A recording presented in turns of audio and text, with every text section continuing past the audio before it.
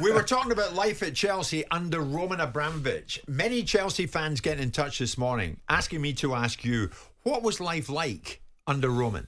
Oof. Amazing owner, football man as well. I think a lot of people thought, he was going to be this owner who just threw money at the club and wasn't involved in the day-to-day activities. He wasn't at the club every day, but he knows what was going on every day. He came to the games.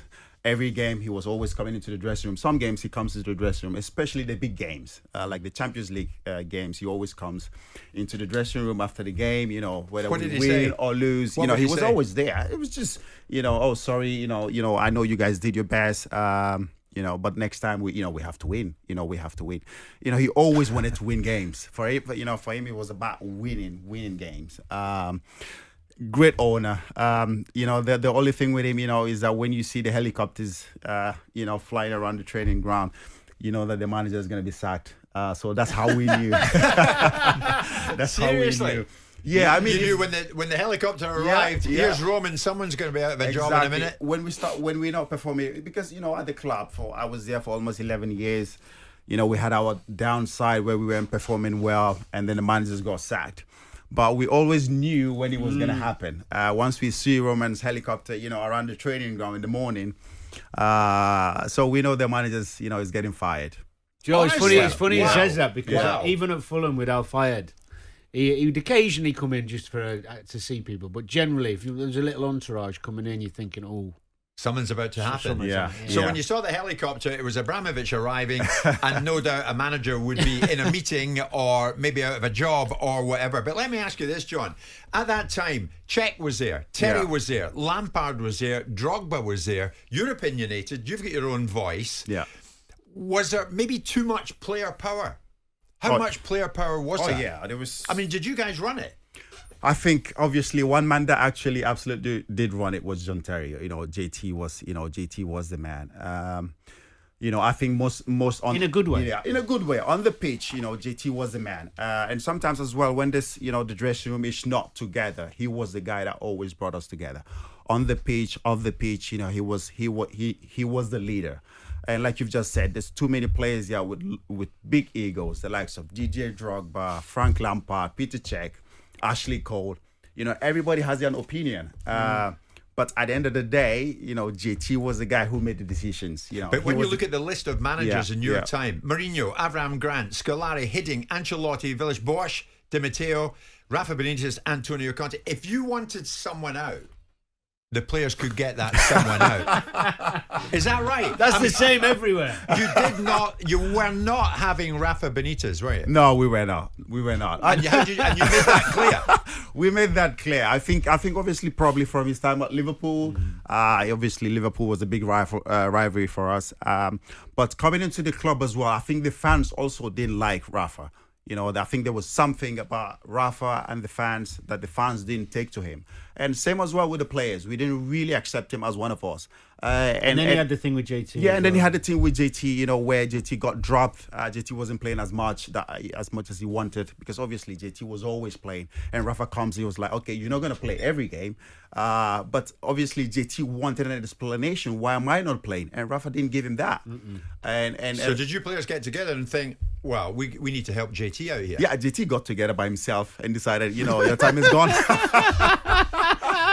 So you make no bones about it, John. The players had the power. We had the power. I think JT, Frank, Didier was very opinionated. Didier had a lot of voice in the dressing room.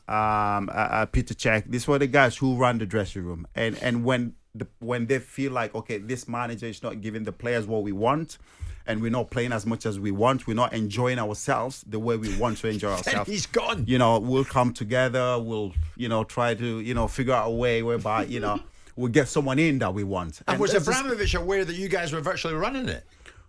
Yeah, he knew that. But at the end of the day, he wanted us to be happy as well, because at the end of the day, the players are the most important people in the club. I think sometimes it sounds like a bad thing what you're saying in terms of players running the manager should run it. But I think what you're talking about is players wanting the best and wanting good results and a win. Yeah, You know, exactly. it's not just you want These players control. sound like your worst nightmare, don't they? No, but that's why. No, but Simon, if you were the owner there and you're well aware of the power that JT had and Cech and Drogba and John here, you're up against it as an owner. Only if the manager's wrong. If the manager's right, then you're not. I would look at it and say that it's a very difficult case to make to drop John Terry, because I think he's the ultimate leader. Yeah. Unless his form had dropped off a cliff and the manager's making a point, I'd be inclined to support the manager. But when you look at the background noise where Roman tried to make changes, I think Villas-Boas was the one that tried to break up the dressing room and was sent with the task to get hold of John, to get hold of Frank, to get hold of Ashley Cole, and he couldn't do it. And then the owner changed his mind and went with the players. I don't think it's ideal that you back the players, because ultimately the manager is your champion. But Roman Abramovich did things differently, because people won competitions as managers at Chelsea and got fired. Yeah. And that doesn't happen in any other clubs. Di Matteo won the Champions League and was out on the Monday. But on Benitez specifically, did you conspire, you lot, to get rid of him? I don't think we conspired, really. I just think, we weren't just playing as great, because obviously he had a lot of big players that weren't playing, and when those players are not playing, you can feel a little bit of tension in the dressing room and around the place, and it starts to affect the the team, and that's just purely what happened. And it happens naturally. Yeah, it just happens naturally. What players do, Jim, is they see things falling a bit. Yeah, and players getting annoyed, and all of a sudden there's fractions, and players start doing this. They're talking, and they're going, "What's he doing?" Yeah, we better watch. You're not going to get together with Murphy and me and Simon out before we get to 1 o'clock. And you love it. You'll be sat there next week. Yes. Good morning. It's John Obi-Mikel and Simon Jordan, and we're live on talkSPORT. Jim White has gone. He is holidaying somewhere abroad with Rafa Benitez. John Obi-Mikel, sensational. Jim White and Simon Jordan.